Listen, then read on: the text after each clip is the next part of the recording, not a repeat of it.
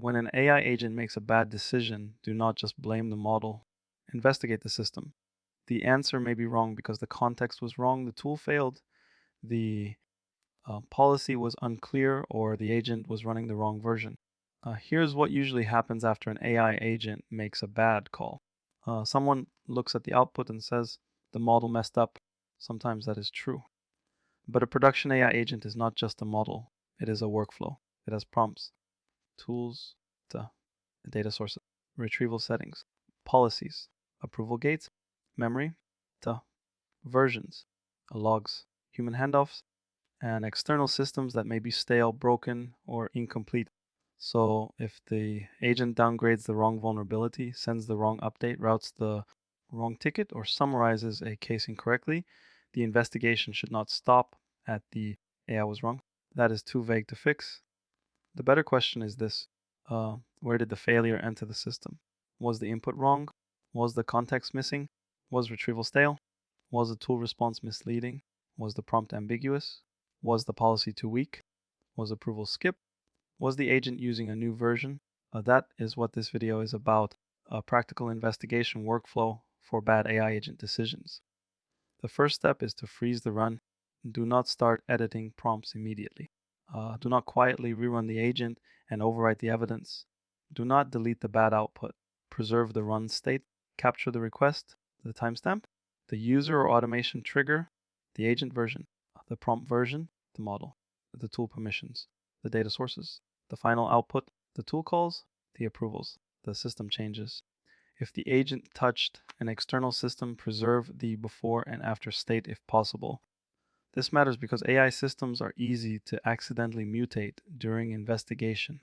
A prompt gets edited, a data source refreshes, ticket changes, a scanner reskins, a policy document updates, and suddenly you are investigating a different system than the one that made the decision. Freeze first, then investigate.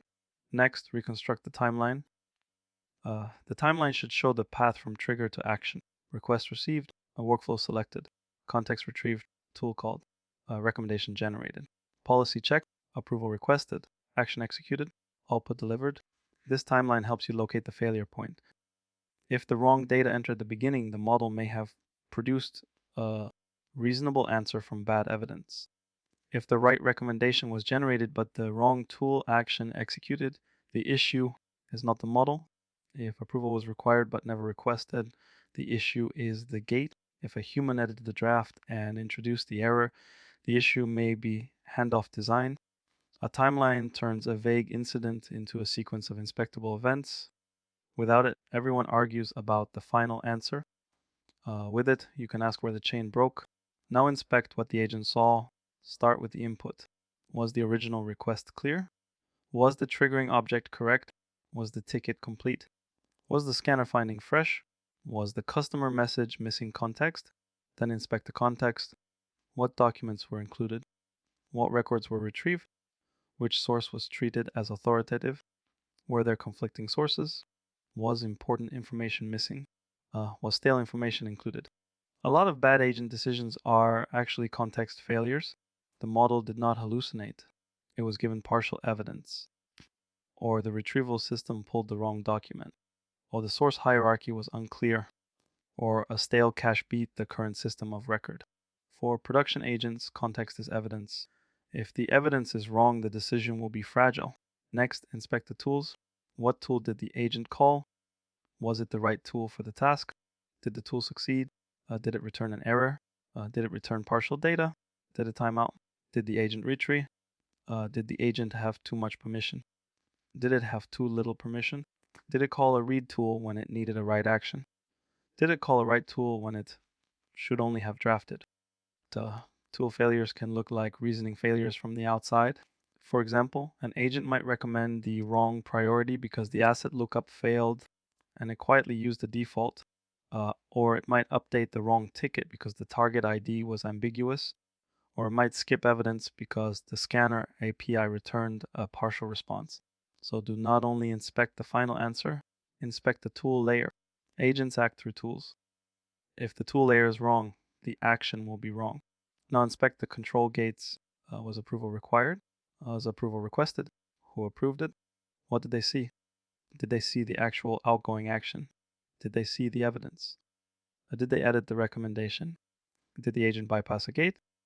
Did policy classify the action as low risk when it should have been high risk? Approvals are not magic. A bad approval screen can still lead to bad decisions. If the human only sees a summary, they may miss the risky detail. If the approval request hides the diff, they may not know what is changing. If the policy rule is too broad, the wrong actions may be allowed automatically.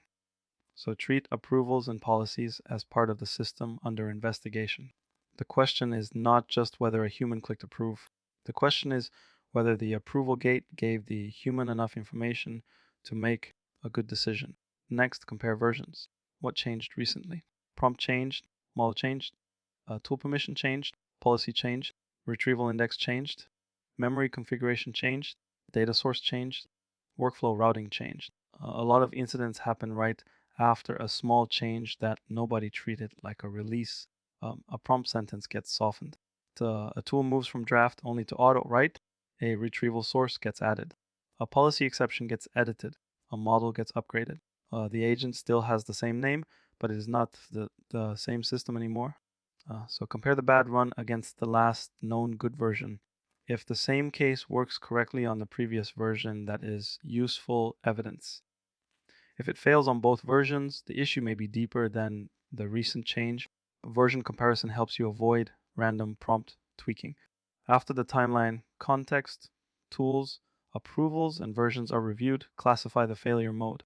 Do not just write agent failed, be specific. Input ambiguity, missing context, stale retrieval, conflicting source priority, prompt ambiguity, tool error, permission gap, policy gap, approval design failure, version regression, human handoff error, output formatting issue.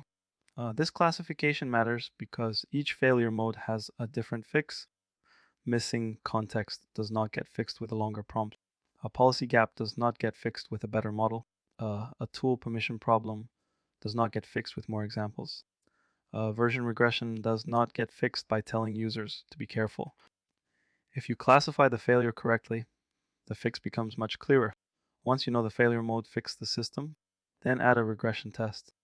If retrieval pulled the wrong document, update retrieval filters and add a test case. If a policy gate was missing, add the gate and test the blocked action. If the approval screen was unclear, redesign the approval view and test what the reviewer sees.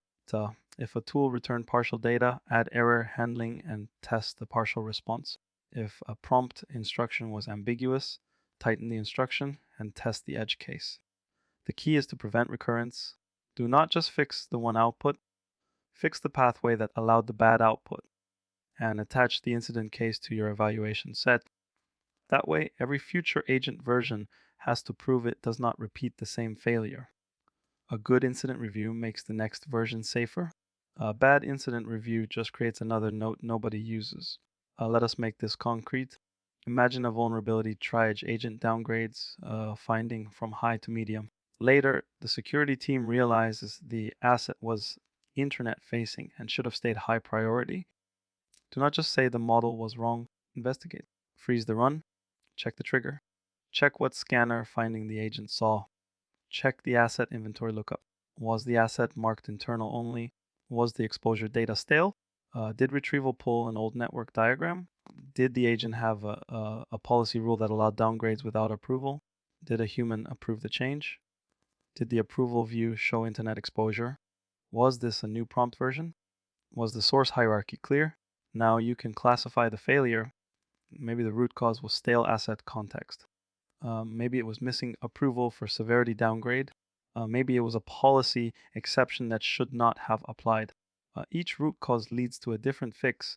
Update the asset source. Require approval for downgrades. Show exposure evidence in the approval screen. A regression test for internet-facing assets. That is how you turn a bad decision into a stronger system.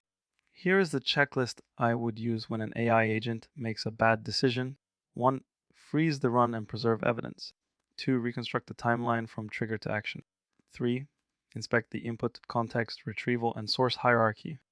4. Inspect tool calls, errors, permissions, and target objects. 5. Inspect approvals, edits, rejects, and policy gates. 6. Compare the run against recent version changes. 7. Classify the failure mode clearly. 8. Fix the system layer that failed. 9. Add the incident case to regression tests.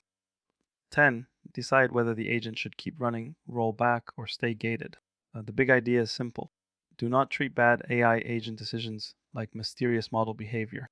Treat them like production incidents, preserve evidence, reconstruct the timeline, find the failure mode, fix the system, and make the next version prove it will not repeat the same mistake.